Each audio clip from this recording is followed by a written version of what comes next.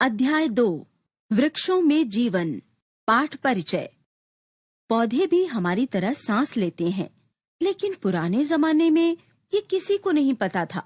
हमारे ही देश भारत के महान वैज्ञानिक डॉक्टर जगदीश चंद्र बसु ने हमें बताया कि पौधे भी हमारी तरह सांस लेते हैं। ये पूरी दुनिया के लिए एक बहुत बड़ी खोज थी। छुट्टी का दिन था। जतिन और उसकी छोटी बहन चेतना घर के आंगन में बनी क्यारियों की साफ सफाई करने में व्यस्त थे। चेतना पेड़ पौधों को पानी दे रही थी। ठंडी ठंडी हवा बह रही थी।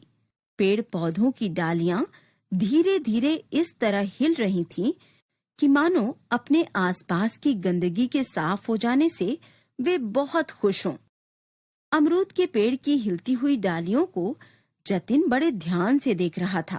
उसे पेड़ की कुछ आड़ी टेढ़ी डालियां अच्छी नहीं लग रही थी। उसके मन में एक विचार आ रहा था कि यदि उन डालियों को तोड़ दिया जाए तो पेड़ की सुंदरता और बढ़ जाएगी। वो पेड़ के पास पहुंचा। उसने झटके से एक डाली को तोड़ दिया। चट की आवाज सुनकर चेतना चौंक गई। उसने देखा पेड़ की एक डाली टूट चुकी थी और जतिन अब दूसरी डाली को तोड़ने के लिए हाथ बढ़ा रहा था। चेतना ने जतिन को रोकते हुए कहा, नहीं भैया, नहीं, इसे मत तोड़ो। जतिन ने तुरंत अपना हाथ खींच लिया। वो चेतना के चेहरे पर दुख का भाव देखकर सहम गया। उसने पूछा, क्या बात है चेतना? चेतना ने दुखी स्वर में कहा, भैया, अभी अभी आपने पेड़ की एक नन्ही डाली तोड़ दी है। हाय, इस समय इस पेड़ को कितना दर्द हो रहा होगा, कभी सोचा है? चेतना की बातें सुनकर जतिन ने उसे बड़ों की तरह समझाते हुए कहा, क्या भला कभी पेड़ पौधों को भी दर्द हो सकता है? दर्द का अनुभव तो सिर्फ हम मनुष्य या पशु पक्षी ही करते हैं। पेड़ पौधे हमारी तरह कहाँ बोल पाते हैं? इनमें जान नहीं होती। इसलिए इनके दुख दर्द की बातें सोचकर क्यों बेकार परेशान हो रही हो? दोनों में इस बात को लेकर बहस छिड़ गई। माँ दोनों की बातों को ध्यान से सुन रही थी।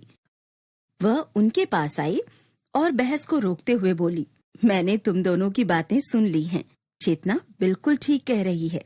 तुमने अमरूद की डाली क्यों तोड़ी? ये सच है कि पेड़ पौधे हमारी तुम्हारी तरह बोल नहीं पाते, लेकिन उन्हें हमारी तरह सुख दुख का अनुभव अवश्य होता है।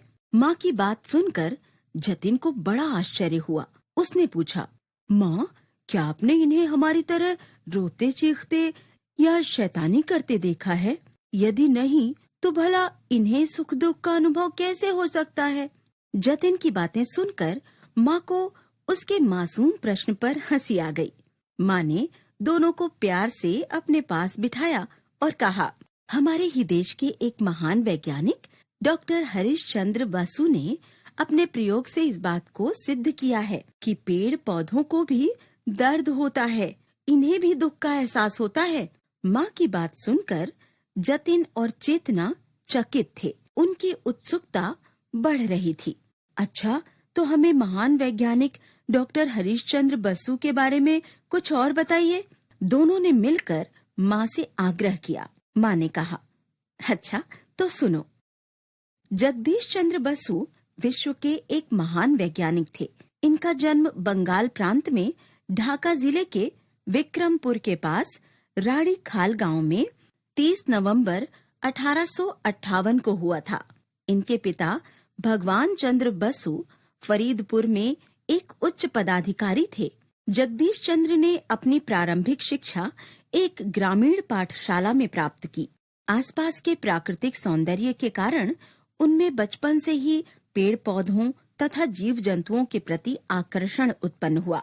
हरे भरे खेतों और बगीचों में काम करना, जंगलों में घूमना, तरह तरह के जीव जंतुओं को पालना और घुड़सवारी करना इनके प्रमुख शौक थे।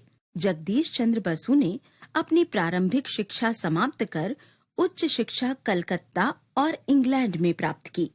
उन्होंने विज्ञान संबंधी अनेक अनुसंधान किए। उन्हें इसके लिए अनेक पुरस्कार भी मिले।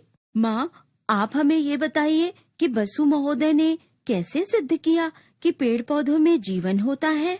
बीच में ही जतिन बोल पड़ा। चेतना ने भी भाई की बात से सहमति जताई। माँ ने दोनों की जिज्ञासा को बढ़ते देखा और कहा, अच्छा, तुम्हें इस बारे में जानने की और अधिक जिज्ञासा है। ठीक है, मैं और अधिक जानकारी देती हूँ। जगदीश चंद्र बसु को पेड़ पौधों और जीव जंतुओं से गहरा लगाव था। उन्होंने पेड़ पौधों एवं वनस्पतियों के स्वभाव का अध्ययन करने के लिए कई प्रयोग किए।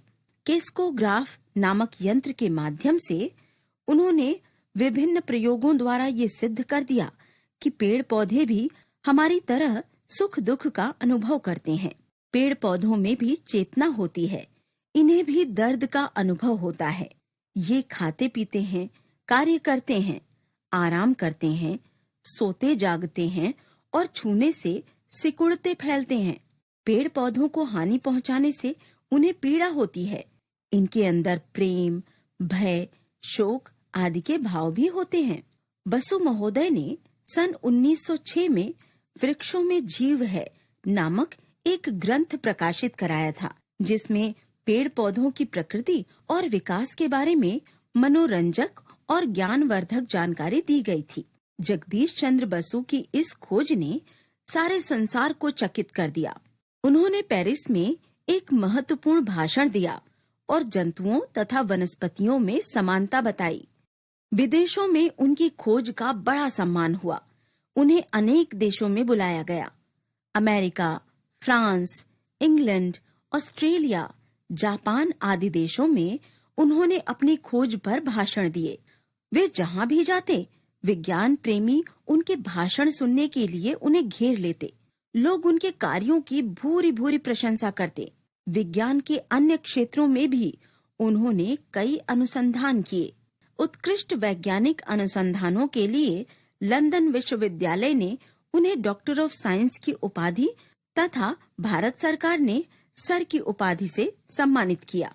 अपार धैर्य, दृढ़ संकल्प शक्ति, दयालुता, स्वाभिमान और राष्ट्र प्रेम जैसे गुण उनके चरित्र की विशेषताएं थीं।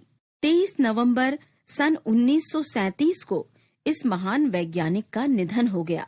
विज्ञान जगत में उनके महान योगदानों को सदा याद रखा जाएगा।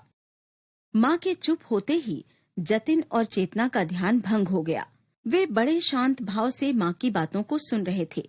जतिन के मन पर इन बातों का गहरा प्रभाव पड़ा। पेड़ की डाली तोड़ने का अब उसे बहुत दुख हो रहा था। जगदीश चंद्र बसु के प्रति श्रद्धा से उसका मस्तक झुक गया। उसने माँ से कहा, माँ, आज आपने हमें अमूल्य बातें बताई हैं।